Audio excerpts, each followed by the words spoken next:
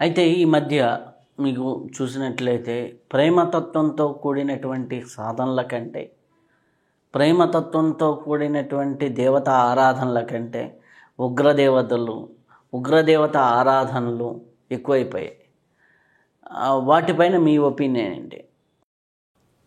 భగవంతుడు సర్వవ్యాపకుడు, సర్వత్రా నిండి ఉన్నాడు, సర్వరూపాల్లో నిండి ఉన్నాడు. అది జగమెరిగిన సత్యమే. అయితే ప్రతిదానికి ఒక సందర్భం ఉంటుంది. ఏ సందర్భంలో ఏవి చేయాలి, ఏ రూపాలు వచ్చాయి. పౌరాణికంగా రాక్షస సంహారం కోసము ఆవిర్భవించిన ఉగ్రదేవత, కేవలం రాక్షస సంహారానికి మాత్రమే వచ్చిన ఆ దేవతా రూపాలు మళ్ళా పరాప్రకృతి అయిన పరాంబలో వెళ్ళిపోతాయి. ఆ రూపాలని ధ్యానించడము మంచిదే, కానీ దేనికోసం ధ్యానిస్తున్నాము, సంకల్పం ఏమిటి?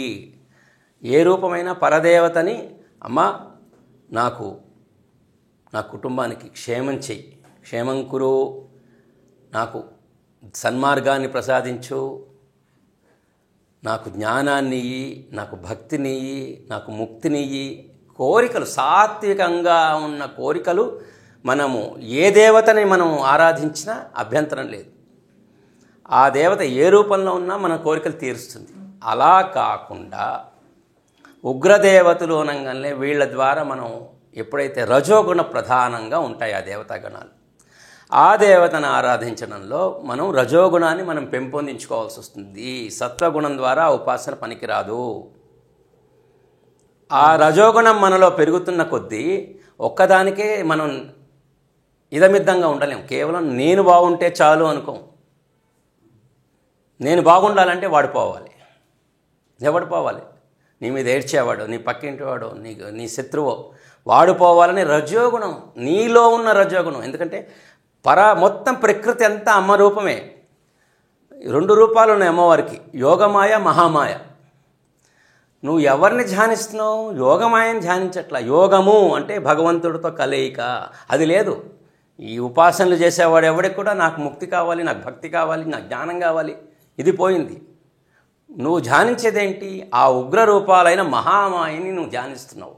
మహామాయ ఇస్తుంది, నువ్వేమడిగితే అది ఇస్తుంది. కారణం ఏమిటంటే నిన్ను భగవంతుడికి దూరంగా ఉంచడం ఆమె పని. మహామాయ ఎప్పుడు భగవంతుని కలపదు. నీకు పిల్లలు కావాలా, ఇంకోరు పోయినా పర్లేదా, ఇంక చంపినా పర్లేదా, నీకేమిస్తుంది? ఇదంతా మాయే. సృష్టిలో పుట్టడం, చంపడం అంతా మాయ, అమ్మ రూపాలే. నిద్ర ఆమె, మృత్యువు ఆమె, జన్మ ఆమె, ఇదంతా మహామాయే. యోగమాయ జ్ఞానాన్ని ఇస్తుంది. మనకు కావలసిందేంటి? మనం జన్మెత్తాం, మనం దుర్లభమైన మనిషి జన్మెత్తాం. కాబట్టి మనము ఈ జన్మలో మనం చేయాల్సిన పనులన్నీ చేస్తూ, కర్మయోగంతో ఉంటూ, మన సాధన చేసుకుంటూ, లోకక్షేమాన్ని కోరుకుంటూ, మన క్షేమాన్ని కోరుకుంటూ, అమ్మా దీనికి అతీతమైన నన్ను నీ యొక్క పదానికి తీసుకెళ్ళు, పరమపురుషుడితో నాకు యోగం చెయ్యి అంటే ఆ మహామాయ యోగమాయగా రూపంగా నిన్ను అనుగ్రహించి పరమాత్ముడైన కృష్ణ పరమాత్మతో అమ్మే, సాక్షాత్తు ఆ దుర్గాదేవే యోగమాయ, ఆమె కలుపుతుంది, రాధాదేవిని కలుపుతుంది. ఈ భూమండలమే కాదు, మొత్తం అనంతకోటి బ్రహ్మాండాల్లో రాధాకృష్ణుని దర్శించాలన్నా, స్మరించాలన్నా, వారి వైపు వెళ్ళాలంటే ఇద్దరి వల్లే అవుతుంది. మహాదేవుడు, పరదేవత అయిన యోగమాయ దుర్గాదేవి, వీళ్ళిద్దరే మనల్ని అటువైపు చూపించగలుగుతారు. కాబట్టి ఆ తల్లిని అదే అడుగుదాం. అన్నీ ఇస్తుంది అమ్మ మనకు. ఎందుకు ఉగ్ర దేవత ఆరాధనలు ఎందుకు అవసరమా? మీరు ఒక అద్భుతమైన క్లారిటీ ఇచ్చారు. యోగమాయ, మహామాయలో ఇప్పుడు తాత్కాలిక సుఖాలు దొరకవచ్చు. కొంతమంది దీనికి మొన్న నా దగ్గర ఒక ఎగ్జాంపుల్ కూడా వచ్చింది. సింపుల్గా చెప్పాలంటే, ఒక ఇంటర్మీడియట్ అయిపోయిన చదువుకున్న పిల్లవాడికి ఏదో సూపర్ మార్కెట్లో పనిచేయడానికి ఉద్యోగం వస్తుంది. ఇమ్మీడియట్గా వెళ్తే వాడికి నెలకు 15,000 10,000 ఇచ్చే ఉద్యోగం. అలా వెళ్ళి ఆడ సంపాదనకు అలవాటు పడ్డాడు అనుకోండి, వాడు నెక్స్ట్ ఇంజనీరింగో బీటెక్కో ఏదో చేయలేడు, పురోభివృద్ధి తగ్గిపోతుంది. వాడు అక్కడే ఉంటాడు, సంపద వస్తుంది, ఇన్స్టెంట్గా సంపద వస్తుంది. పక్కన వాడితో పోలిస్తే, బీటెక్ చదివేవాడితో పోలిస్తే ఇటు సంపాదిస్తూ ఉంటాడు. కానీ ఒక 4 ఏళ్ళు 5 ఏళ్ళు కష్టపడి వాడు బీటెక్ పూర్తి చేసినట్లయితే వాడికి నెలకి 50,000 60,000లో స్టార్టింగ్ అవుతుంది. వీడి 4 నెలల సంపాదన అక్కడ అవుతుంది. ఈ ఇన్స్టెంట్గా వచ్చేటటువంటి 15,000 కోసం 20,000 కోసం వీళ్ళు కక్కుర్తి పడుతూ ఇక్కడ ఎడ్యుకేషన్ని వాళ్ళ జ్ఞానవృద్ధిని ఆపుకుంటే ఆటోమేటిక్గా వాళ్ళ జీవితమే అయిపోయింది. మీరు చక్కని ఉదాహరణ ఇచ్చారు. దీనికి ఇంకొకటి కూడా మనం చెప్పొచ్చు. మీరు చెప్పిన దాని నుంచి మనం అప్పుడప్పుడు చదువుతుంటాం. ఒక దొంగతనంలో దొరికిపోయిన ఒక క్రిమినల్ గురించి పోలీస్ వాళ్ళు ఎంక్వైరీ చేస్తుంటే ఈ పిల్లవాడు ఫలానా సూపర్ మార్కెట్లోనో ఫలానా కర్మాగారంలోనో కంపెనీలో పనిచేసేవాడు, అతనికి 10,000-15,000 జీతం వచ్చేది. అది జీతం సరిపోక అతను 4 మిత్రులతో కలిసి ఒక ముఠాగా ఏర్పడి దొంగతనాలు చేయడం మొదలెట్టాడు అని అతని బ్యాక్ స్టోరీ తవ్వుతారు. అంటే ఎప్పుడైతే నువ్వు పురోభివృద్ధిని ఆపుకున్నావో, నీ పురోభివృద్ధి చదవడము, నువ్వు చక్కగా ఒక లైఫ్లో సెటిల్ కావాల్సిన మార్గాలను నువ్వు ఎంచుకోకుండా నీకు నువ్వు తృప్తి పొందుతూ ఆగిపోయి ఎప్పుడైతే ఉన్నావో నీలో సోమరితనం అనేది వస్తుంది. ఆ సోమరితనం అనేది తమోగుణం. సోమరితనాన్ని ఆశ్రయించి దీన్ని ఎలాగైనా ఏదైనా చెయ్యాలి అనే రజోగుణం మొదలవుతుంది. దొంగతనం కావచ్చు, హత్యలు కావచ్చు, ఇంకోటి కావచ్చు.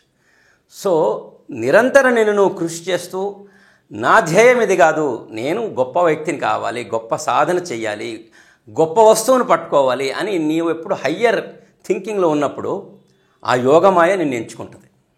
లేదు నేను ఇలాగే ఉంటానంటే మహామాయ వచ్చి కూర్చుంటుంది. ఆమె నిన్ను ఇంకో చోట తీసుకెళ్ళి ఇక్కడే పడేస్తుంది. ఇంక జైల్లో పడ్డం. జైలు అంటే ఏంటి? మళ్ళా జన్మెత్తడం. ఈ జన్మలు మళ్ళా రావడమే జైలు. నిమిత్త లీల ఇది.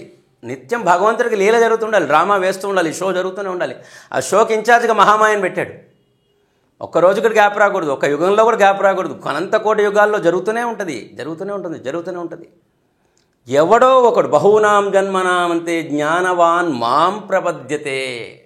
ఎంత చక్కగా ప్రతి చోట భగవద్గీతలో శ్లోకంలో కన్నయ్య మాం నమస్కురు అన్నాడు. ఎందుకు? సర్వ దేవతలు నేనే అని చెప్పాడు. ఆయన కూడా నమస్కరించవచ్చని అక్కడ చెప్పలా. నేనే నన్ను నమస్కరించు అంటే ఇక్కడ నన్ను టాప్ మోస్ట్కి రండి రా బాబు, టాప్ మోస్ట్కి రండి, నేను మీకు అంతా ఓపెన్ చేసేసాను భగవద్గీత ద్వారా. అది చేయట్లేదు. మనం వింటాము భగవద్గీత పుస్తకాలు వాకిట్లో మనం పూజా గదిలో పెట్టుకుంటాం, టేబుల్ మీద పెట్టుకుంటాం. ఐ బిలీవ్ ఇన్ గాడ్ అంటాం. కృష్ణుడిని శరణ వేయడము. నీకు కృష్ణుడే తెలియనప్పుడు కృష్ణుడి యొక్క అంతరంగ శక్తి, ఆహ్లాదిన శక్తి అయిన రాధాదేవి ఎలా తెలుస్తుంది? యోగమాయ మహామాయ భేదాలు ఎలా తెలుస్తాయి? ఇక్కడే పడి చేస్తుంటాం.